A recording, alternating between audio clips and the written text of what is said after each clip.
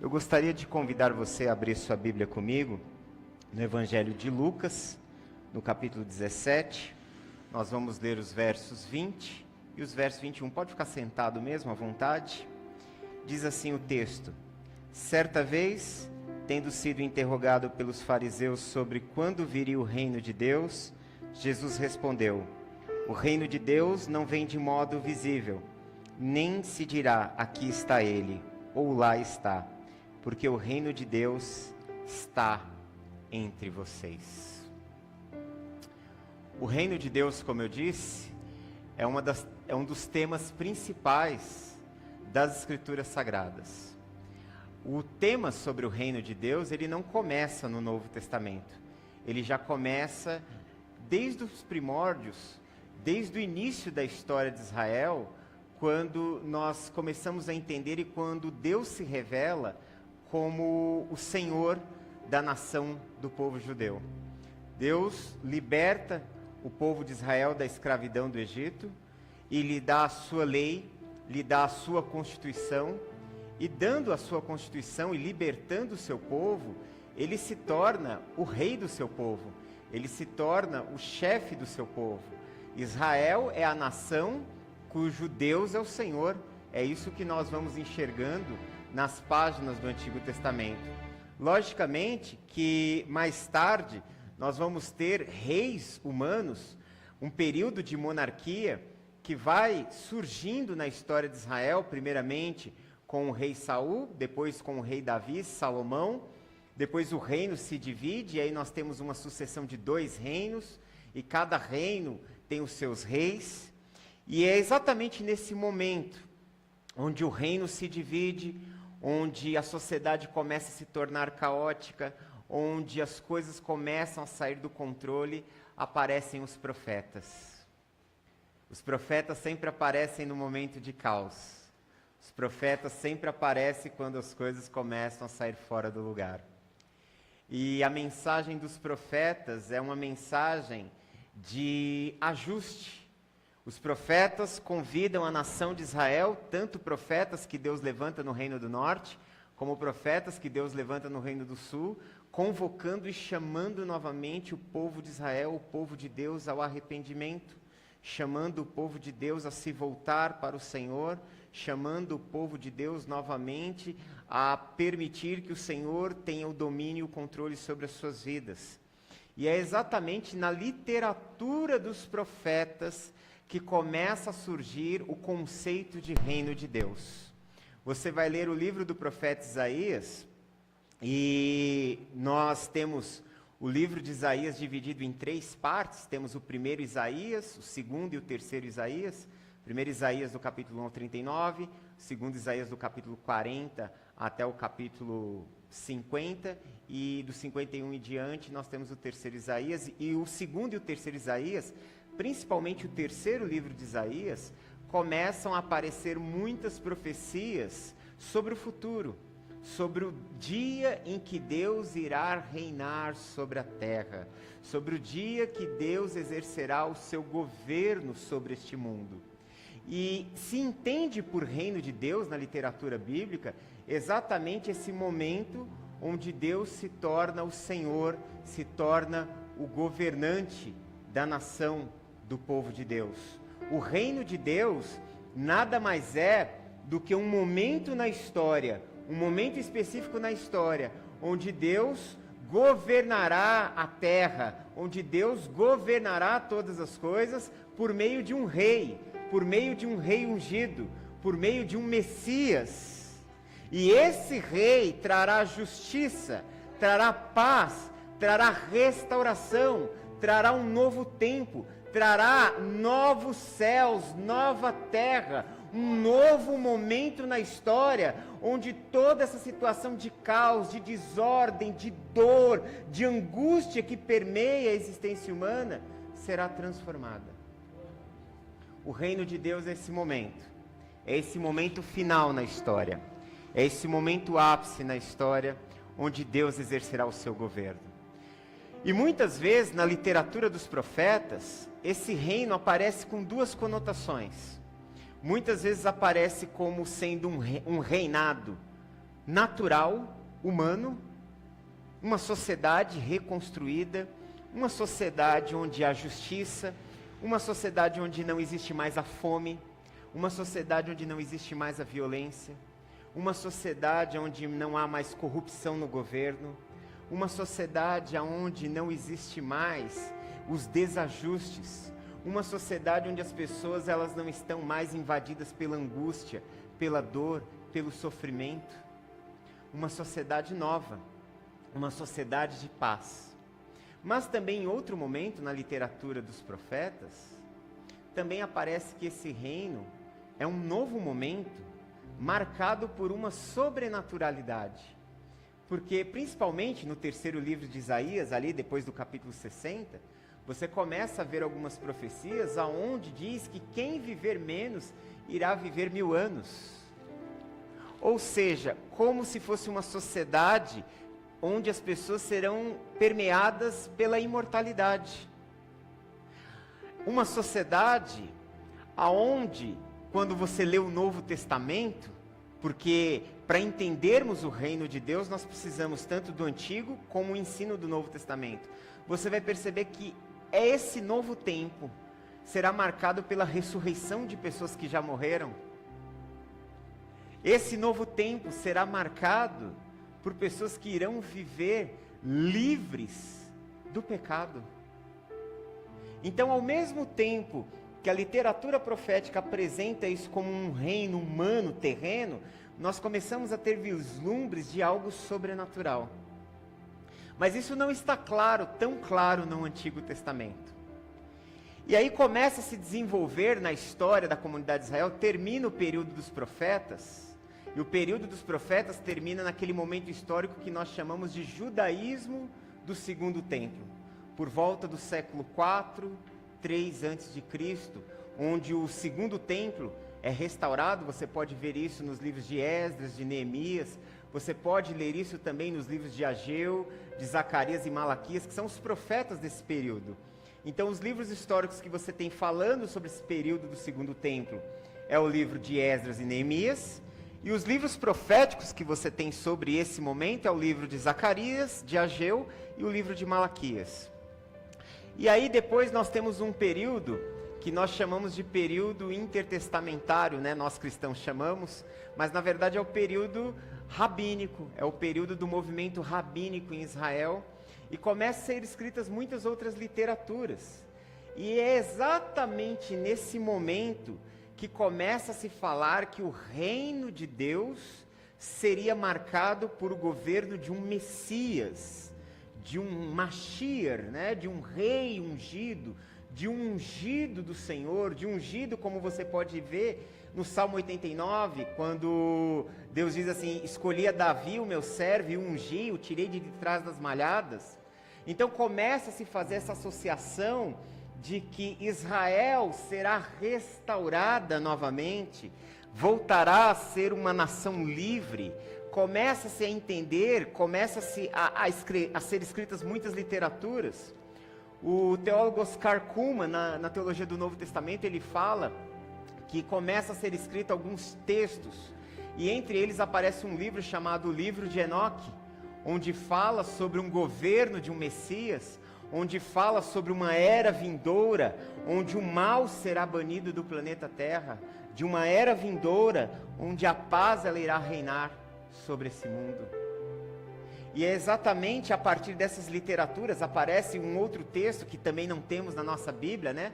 Pelo menos não na nossa tradição ocidental cristã. Você vai encontrar o livro de Enoque, por exemplo, na Bíblia etíope, na Bíblia do Egito, né? Nessas comunidades que preservaram esses livros no seu conjunto de livros da Bíblia. Mas aparece um outro texto chamado Salmos de Salomão, que também fala de um governo do Messias. Assim, o que nós vamos ter? Quando nós chegamos no momento do Novo Testamento, nos dias em que Jesus nasce, existe uma esperança messiânica no coração do povo judeu. Existe uma esperança que num determinado momento, Deus levantará um rei ungido, um rei que irá operar sinais, um rei que irá manifestar esse reino. Só que na cabeça do judeu, na cabeça daquelas pessoas, isso tudo iria acontecer de uma forma política, de uma forma ideológica, que esse movimento desse Messias seria um movimento libertador da nação de Israel. Por isso já havia muitos grupos revolucionários nos dias de Jesus que esperavam esse rei aparecer para que por meio da espada, por meio da guerra, pudesse tomar o poder à força. Eles já estavam preparados, eles já estavam esperando. Só que aí, o que vai acontecer? Nesse novo cenário, o que eles não entendiam é que esse reino de Deus iria se manifestar entre os homens de uma forma discreta, de uma forma silenciosa, de uma forma impercebível. Que o rei que eles esperavam não iria nascer no palácio, que o rei, que o libertador, ele não iria nascer entre a pompa, entre os homens mais ricos, entre os chefes de estados, mas que o rei iria nascer no subúrbio, o rei iria nascer na periferia, o rei iria nascer entre os mais pobres dos pobres, o rei iria estar nascendo e sendo posto numa manjedoura, sendo cuidado numa estrebaria de animais. O rei entraria na história não somente como sendo um homem, mas o rei entraria também como Deus, como sendo Deus único, Deus criador, o Deus todo-poderoso que criou todas as coisas. E isso, inteligência nenhuma, mente humana nenhuma poderia captar. O reino de Deus, ele começa em Jesus. O reino de Deus começa naquilo que nós chamamos da encarnação do Verbo.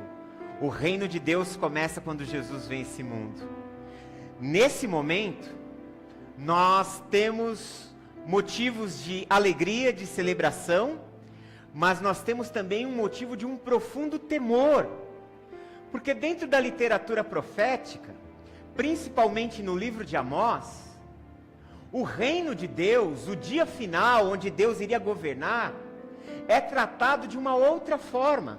Na literatura de Amós, de Sofonias, de outros profetas, eles trocam o nome do reino de Deus para o dia do Senhor. E o dia do Senhor, na literatura desses profetas, é um dia de juízo. É um dia onde Deus vem acertar as contas com a humanidade. É um dia onde aquele que foi mal, aquele que usou de maldade, de engano, de injustiças, será punido. Que as estruturas do mal serão punidas, que as forças do mal serão banidas, que todo aquele que promove a maldade será julgado e condenado. Na literatura dos profetas, o dia do Senhor aparece com aquela seguinte frase: terrível será esse dia. Então, quando Jesus ele entra na história, quando Jesus nasce, é chegado o reino de Deus, mas também é chegado o dia do juízo de Deus, o dia da prestação de contas de Deus. Teólogos bíblicos chamam isso de um momento escatológico. Às vezes, quando você vai estudar escatologia, você pensa escatologia como uma coisa que vai acontecer lá na frente. Não. O fim dos tempos foi inaugurado no nascimento de Jesus. Quando Jesus entra na história, é marcada a história como sendo o fim dos tempos. Há 2000 anos nós estamos no fim dos tempos. Não sei mais quanto tempo nós teremos pela frente, mas desde quando Jesus entrou na história, nós já estamos vivendo as dores de parto.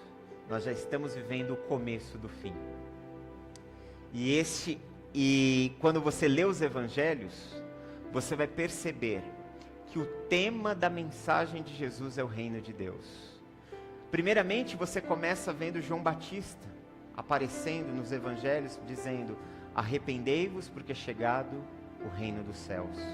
Depois, no capítulo 4, a partir do verso 17, do evangelho a partir do verso, 12, 13, do evangelho de Mateus, no capítulo 4, Jesus aparece também com a mesma mensagem: arrependei-vos porque é chegado o reino dos céus.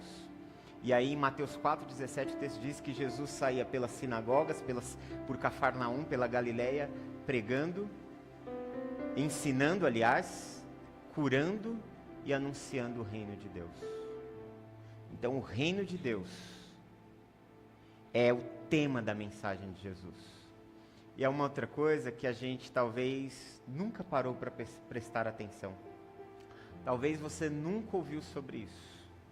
Talvez você sempre pensou que o centro da mensagem de Jesus fosse a salvação e a igreja. Colocamos a igreja como sendo o centro. Mas quando você olha para os evangelhos, tudo que Jesus fala está atrelado ao reino. Toda a mensagem é comparada ao reino. Você pode ver que Jesus pergunta, ao que compararei ao reino de Deus? Você tem no capítulo 13 do Evangelho de Mateus uma seção de parábolas chamada de parábolas do reino. Porque o que Jesus veio anunciar? Jesus veio anunciar que é chegada uma era de salvação. Que o momento de Deus tomar as rédeas da história é chegado. E que esse também é um momento final, um momento de juízo. João Batista, ele fala sobre isso, ele fala no capítulo 3 do Evangelho de Lucas, a partir do verso 17, ele usa uma metáfora dizendo assim: aquele que vem após mim, da qual eu não sou digno de desatar as correias das suas sandálias, ele vos batizará com o Espírito Santo e com fogo. E ele fala, ele tem na mão a pá, e ele vai separar o joio, a palha do trigo. E o trigo ele irá guardar no celeiro, mas a palha será queimada com fogo inextinguível. O que essa metáfora quer dizer? O trigo ali representam aqueles que vão aceitar a mensagem de salvação, que vão aceitar o Evangelho de Jesus. Esses receberão o Espírito da vida, o Espírito que nos sela para a salvação. É o trigo que estará guardado, preservado. E a palha serão aqueles que irão rejeitar a mensagem, que serão colocados de lado e serão queimados.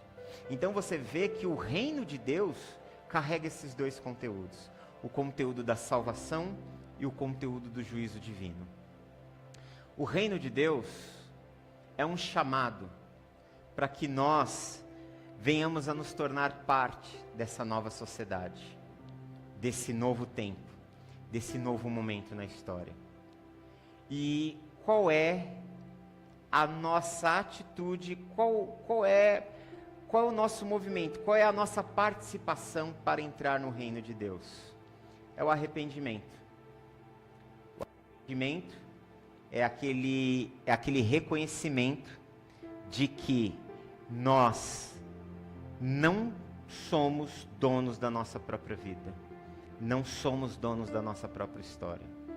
O arrependimento é aquele momento onde nós reconhecemos as nossas misérias, onde nós reconhecemos as nossas fraquezas, onde nós reconhecemos os nossos erros, onde nós reconhecemos as nossas incapacidades, e nós reconhecemos que toda vida, que tudo que existe pertence a Deus, e que nós não somos senhores de nós mesmos, mas que a nossa vida, ela só pode ter sentido, ela só pode ter significado em Deus. E eu só posso encontrar esse sentido para a minha vida, esse significado para a minha vida, quando eu reconheço Cristo como Senhor, como aquele que vai orientar, como aquele que vai guiar a minha vida. O reino de Deus nos chama para viver um novo caminho. Quando você lê o Evangelho de Mateus, no capítulo 5 a 7, e o pastor Júnior irá tratar uma parte disso na próxima quinta-feira, nós começamos a ver como é a vida e como deve ser aqueles que se tornaram cidadãos do reino de Deus. O reino de Deus em nós, ele promove uma profunda transformação na nossa vida. O reino de Deus, quando ele chega, ele muda o lugar. O reino de Deus, quando ele chega, ele muda a vida das pessoas. O reino de Deus, quando ele chega, estabelece o senhorio e o governo de Deus. O reino de Deus, onde ele chega, leva as pessoas à rendição a Deus. O reino de Deus, onde ele chega, ele promove uma mudança nas nossas relações, na nossa relação com Deus, na nossa relação com nós mesmos, na nossa relação com as outras pessoas. Tudo aquilo que foi quebrado na queda, tudo aquilo que você vê que foi rompido em Gênesis 3, quando os homens desobedecem a Deus e quebram o pacto com Deus, o que acontece? O homem ele sofre uma tríplice queda. Ele rompe a sua aliança, a sua comunhão com Deus, ele rompe a sua comunhão consigo mesmo, porque ele passa a viver um estado de vida alienado, perdido, confuso, e ele passa a romper a comunhão com o outro. Nós nos tornamos inimigos de Deus, nós nos tornamos inimigos de nós mesmos, nós nos tornamos inimigos das outras pessoas. Eu poderia colocar ainda uma quarta situação: nós nos tornamos inimigos do planeta Terra, porque nós começamos a ferir, a agredir a Terra. Olha o que Deus diz para Adão: maldito é a terra, por tua causa, Adão, maldita é a terra. Então, a queda, ela afetou todas as estruturas da nossa realidade. O reino de Deus, quando ele chega, ele começa a promover toda essa restauração. A primeira restauração é a restauração na minha relação com Deus. Deus não é mais um estranho. Deus não é mais um ícone de uma religião. Deus não é mais uma figura da qual eu possa ter medo, da qual eu possa ter ódio, da qual eu possa ter pavor. Deus se torna para mim um pai. Deus se torna para mim um pai de amor. Deus se torna para nós um pai que talvez nós não tivemos um pai que nos amasse. Muitas pessoas, elas não tiveram o aconchego e o amor dos seus pais ou mães, e Deus se torna essa figura de amor, de acolhimento. Deus se torna para nós aquilo que nós necessitamos que Ele seja em nossa vida, assim como Ele disse para Moisés: Moisés, diga para o povo que eu sou o que sou. Ou seja, eu sou o que meu povo necessita que eu seja, para a restauração deles. Quando nós temos um encontro com Deus, Deus se apresenta para nós como sendo aquele que será aquilo que você precisa que Ele seja. Se você precisa de cura, Ele é a sua cura. Se você precisa de restauração, Ele é a sua restauração. Se você precisa de uma nova história, de uma reconstrução, Ele é aquele que vai reconstruir a sua vida. Se você precisa de paz, Ele se torna a sua paz. Se você precisa de direção, Ele é aquele que vai te conduzir por um caminho novo. Se você é alguém que precisa viver uma nova história, Ele é aquele que começa a escrever uma nova história, um novo tempo, uma nova realidade sobre a sua vida. Ele é aquele que você precisa que Ele seja. Se você carrega profundas feridas, profundas dores, profundas angústias, Ele se torna o remédio que vai curar as suas dores. Ele se torna o remédio que vai curar a sua alma, e você não irá mais lembrar das coisas passadas, mas você irá celebrar a bondade, a graça e o amor de Deus. Ele se torna para nós tudo o que nós necessitamos. O reino de Deus restaura a nossa relação com Ele. Somos chamados de filhos. Filhos. E mesmo sendo filhos, continuamos pecadores. Mesmo sendo filhos, nós pisamos na bola. Mesmo sendo filhos, nós falhamos. Mas não muda mais o status daquilo que Deus estabeleceu sobre nós. Assim como no batismo de Jesus, Deus se apresenta dizendo: este é o meu filho amado, em quem o meu coração se alegra. Jesus tenta mostrar para nós que nós nos tornamos esses filhos. Os filhos em que o coração do Pai se alegra. Os filhos que, mesmo sendo vacilantes, mesmo sendo pródigos em algum momento, ou mesmo sendo os mais velhos em algum momento, ainda assim são os filhos amados do Pai. E é isso o que nos dá esperança, porque nós vivemos uma vida de ambiguidades. Dias estamos bem, dias estamos péssimos, dias estamos com coragem para encarar todas as coisas, Dias que nós não temos nem força para levantar da cama. Dias onde o sorriso está estampado no nosso rosto, mas dias onde as lágrimas caem. Dias onde a gente precisa esconder a nossa dor, o nosso luto. Em todos esses dias, o amor do Pai está presente. Em todos esses dias, a fidelidade, a bondade, a misericórdia, aquele que disse: eu estarei com vocês todos os dias, até a consumação dos séculos. Todos os dias você tem acesso a esse amor, todos os dias você tem acesso a essa graça, todos os dias você tem acesso a esse perdão. As misericórdias do Senhor se renovam a cada dia. São as suas misericórdias que não permitem que sejamos destruídos. As suas misericórdias se renovam a cada manhã. A cada manhã temos a possibilidade de viver um novo tempo. A cada manhã temos a possibilidade de fazer algo diferente. A cada manhã temos a possibilidade de viver uma nova vida. E isso é bondade, isso é misericórdia, isso é amor. Um amor que não existe palavras, que nós não podemos descrever, que nós não podemos explicar com a nossa razão, mas Deus permite que nós possamos sentir esse amor que nos acolhe, esse amor que nos coloca em pé, esse amor que nos faz viver. É esse amor a âncora da nossa alma. É esse amor que faz com que a gente continue, mesmo quando temos muitos motivos para desistir, para abandonar o barco.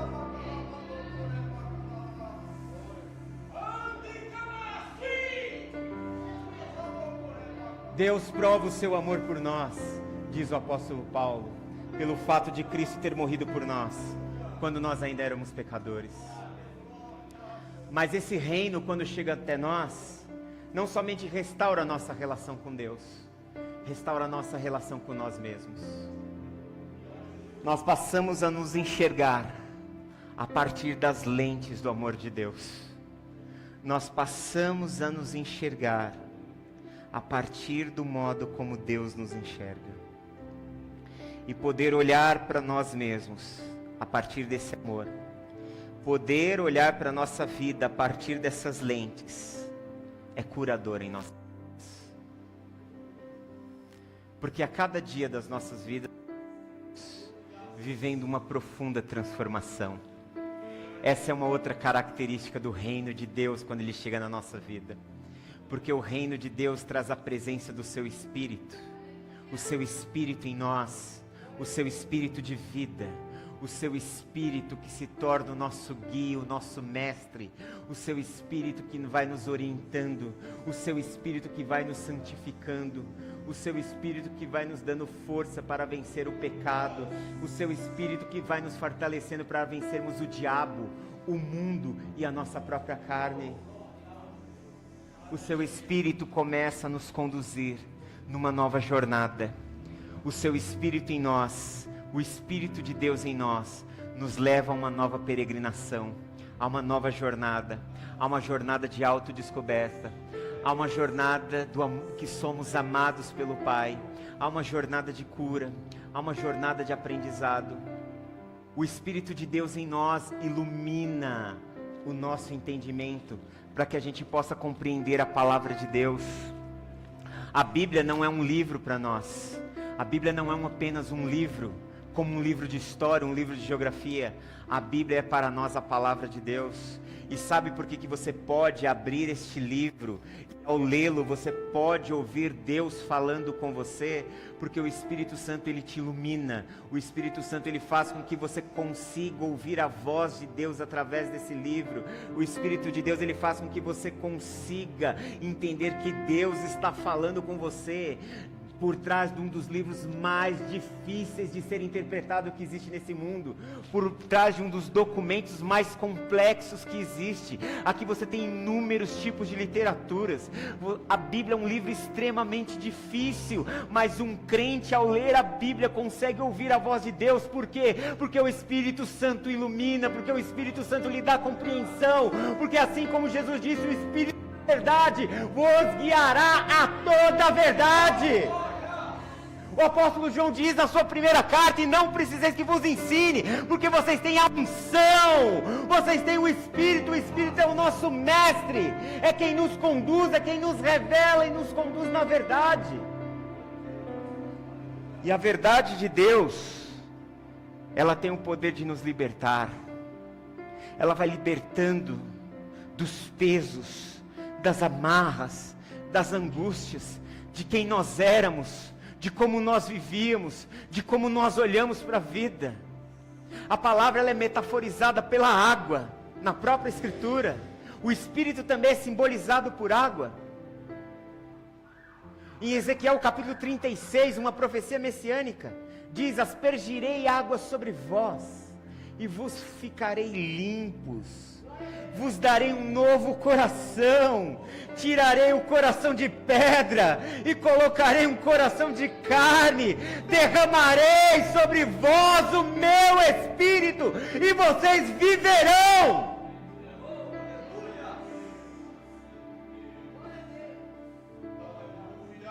Ele é simbolizado por essa água que nos limpa. Estamos sendo lavados dia após dia. Estamos sendo curados, restaurados, transformados. E até o sofrimento na nossa vida agora se torna pedagógico. Até o sofrimento agora na nossa vida se torna um caminho pelo qual Deus vai nos purificando. Até o sofrimento, as provações, os testes nas nossas vidas vão se tornando um caminho pelo qual a nossa vida vai sendo transformada, pelo qual Deus vai tirando de nós os nossos ídolos. Deus permite alguns desertos na nossa vida para que a gente perca os nossos ídolos, para que a gente veja que nós só temos inteiramente e unicamente o Senhor na nossa vida. E que só a Ele nós devemos nos agarrar. E isso nos transforma. O reino de Deus, ele promove em nós a restauração dos relacionamentos. Não temos mais inimigos.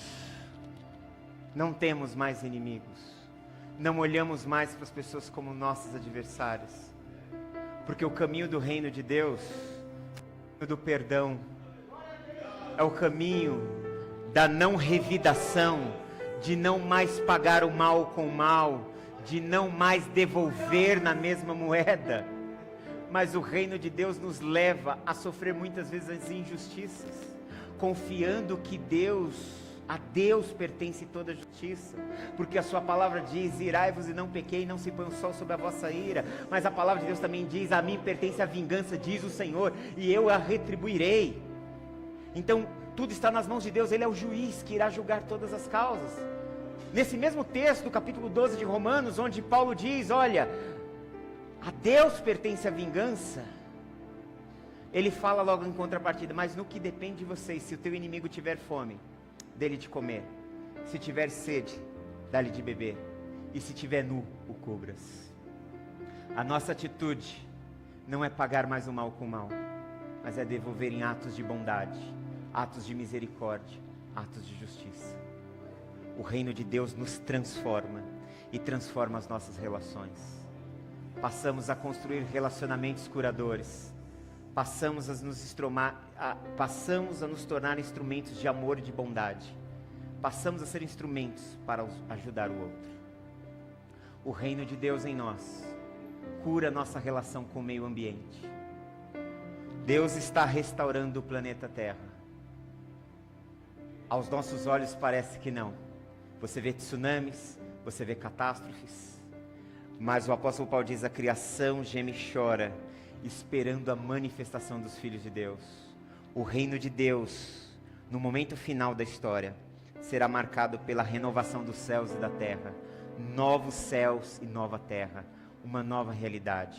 Seremos novos seres humanos e iremos viver numa nova realidade de mundo. O reino de Deus é o que nós chamamos de já e ainda não. O reino de Deus entrou na história em Jesus. Quando nós lemos o texto, onde Jesus diz no verso 21, nem se dirá que o reino está ali ou cá, porque o reino de Deus está entre vocês. A palavra grega aqui, ela pode ser traduzida de duas formas. O reino está entre vocês ou dentro de vocês, no meio de vós ou dentro de vós. 2 sentidos podem ser aplicados tranquilamente sobre as nossas vidas. Ele está no meio de nós, porque Jesus é a manifestação do reino de Deus. Jesus inaugura o reino de Deus. E Jesus voltará para finalizar, para concluir e estabelecer esse reino de Deus. Mas o reino de Deus, ele está dentro de nós. Sabe por quê? Porque a chegada de Jesus abre para dentro de nós a nova realidade da vida eterna. Que nós não permaneceremos na morte. Que nós um dia ressuscitaremos. Que os nossos corpos mortais serão revestidos da imortalidade. Que nós seremos transformados à imagem do seu Filho.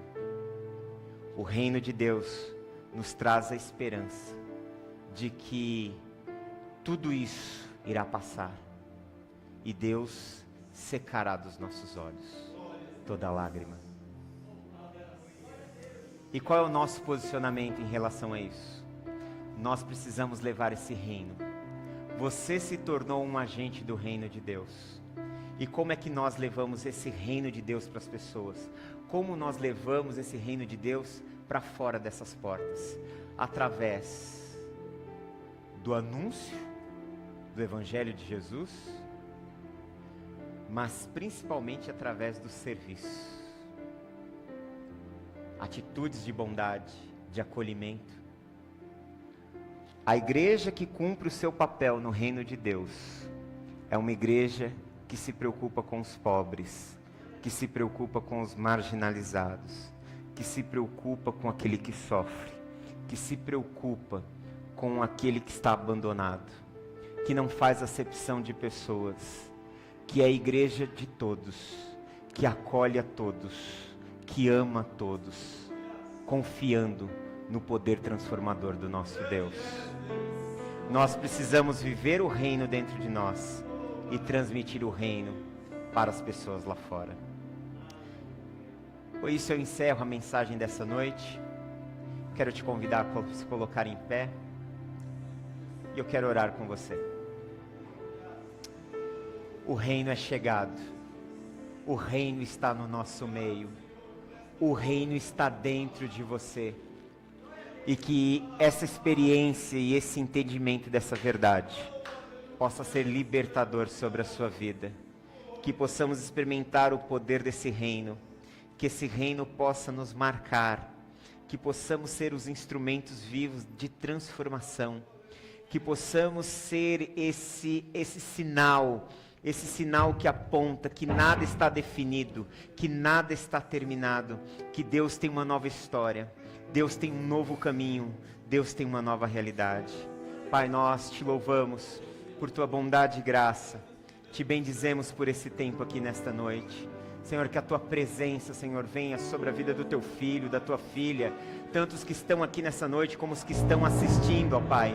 Que a tua graça se derrame, que seja um tempo transformador, que o teu reino venha alcançar a cada vida, o teu reino possa ser um novo tempo, possa estabelecer a nova era, um novo momento na história, um momento onde o Senhor, ó Pai, terá o governo sobre a nossa vida, sobre a nossa história e sobre a nossa realidade, ó Pai. Entregamos o nosso caminho a Ti e consagramos a nossa vida e a nossa história a Ti. Oramos a Ti em nome de Jesus. Amém. Adoremos a Deus nessa noite.